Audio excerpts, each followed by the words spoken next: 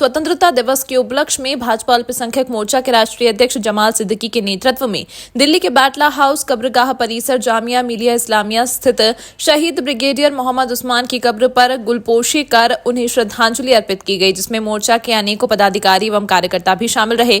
अल्पसंख्यक मोर्चा दिल्ली प्रदेश द्वारा आयोजित श्रद्धांजलि सभा को संबोधित करते हुए मोर्चा के राष्ट्रीय अध्यक्ष जमाल सिद्दीकी ने कहा कि अगर महावीर चक्र से सम्मानित ब्रिगेडियर मोहम्मद उस्मान शहीद नहीं होते तो देश के पहले मुस्लिम थल सेना अध्यक्ष होते।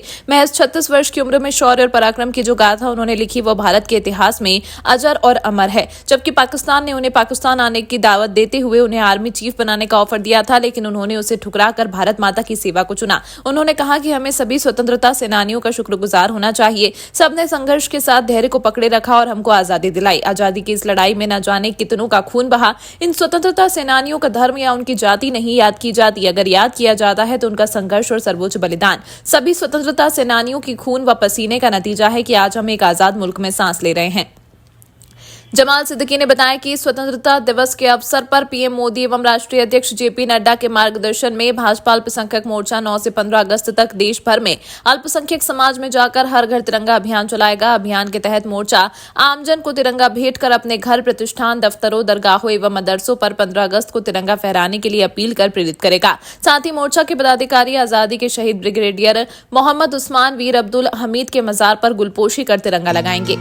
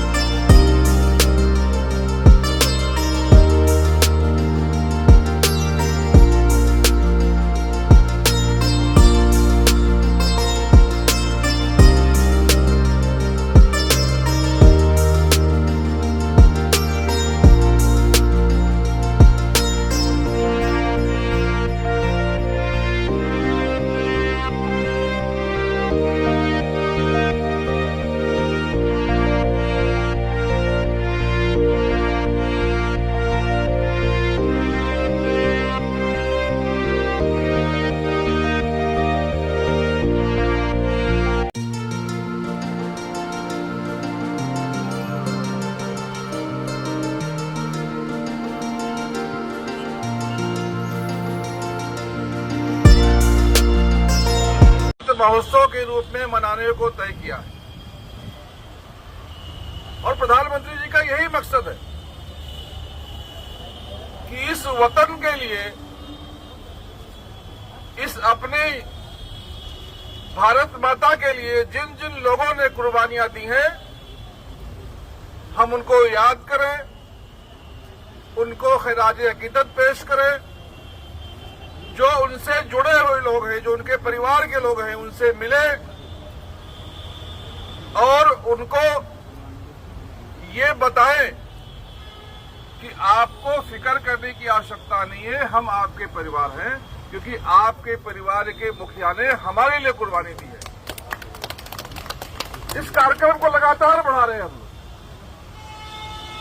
ब्रिगेडियर उस्मान साहब तो आजादी के 1947 में शहीद हुए, लेकिन आज भी जो हमारे साथी शहीद हो रहे हैं, चाहे वो कोई पुलिस के जवान है, वो चाहे आर्मी के जवान है, चाहे वो सोशल काम को करते करते कोई शहीद हुआ हो, उन सभी लोगों को याद करने के लिए माननीय प्रधानमंत्री श्री नरेंद्र मोदी जी ने हमें आदेश दिया है। और मैं मुबारकबाद देता हूं अल्पसंख्यक मोर्चे का, क्योंकि उन लोगों ने मिलकर अपने शहीदों को याद करने का काम किया था।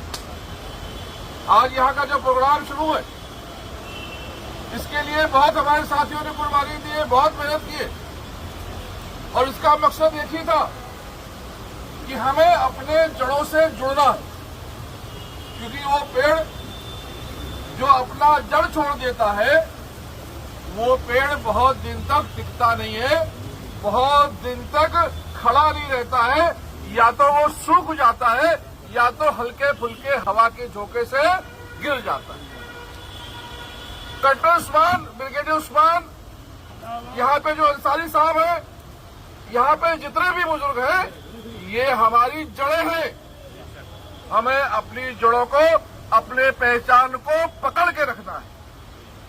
और आज जो हम बदहाली की हालत में जा रहे हैं, इसकी यही वजह है कि लोगों ने साजिश के साथ हमारी पहचान को बदलने की कोशिश किया है। हम अपने पहचान से दूर हो गए। आज हमारी पहचान अशफाकुल्लाह खान से नहीं हो रही है। आज हमारी पहचान ब्रिगेडियर उस्मान साहब से नहीं हो रही है। आज हमारी पहचान डॉक्टर कलाम से नहीं हो रही है। आज हमारी पहचान दहशतगर्दों से की जा रही है। ये हमारे साथ साजिश हो रही है। हमें अपनी पहचान को पकड़ने की आवश्यकता है। इसलिए इस प्रोग्राम को हम करके अपने पहचान को ढूंढने की बात को कर रहे हैं। कई हमारे साथी मिले, उन्होंने कहा ब्रिगेडियर उस्मान साहब की मजार यहां पर है, हमको पता ही नहीं है। ये हो सकता है कि ये इत्तेफाक ना हो, नहीं पता है, लेकिन मेरी आप सबसे गुजारिश है, आप सब जिम्मेदार लोग हैं यहाँ पर, हमें ब्रिगेडियर उस्मान साहब को नौजवानों के दिलों तक पहुंचाने की आवश्यकता है। हमें ब्रिगेडियर उस्मान साहब को उनकी कुर्बानियों को नौजवानों के सामने पेश करने की आवश्यकता है। हमें ब्रिगेडियर उस्मान साहब को हिंदुस्तान के हर वर्ग तक पहुंचाने की आवश्यकता है। और इंशाअल्लाह हम लोग इस मुहिम के माध्यम से अपने शहीदों को लोगों तक पहुंचाने का काम करेंगे।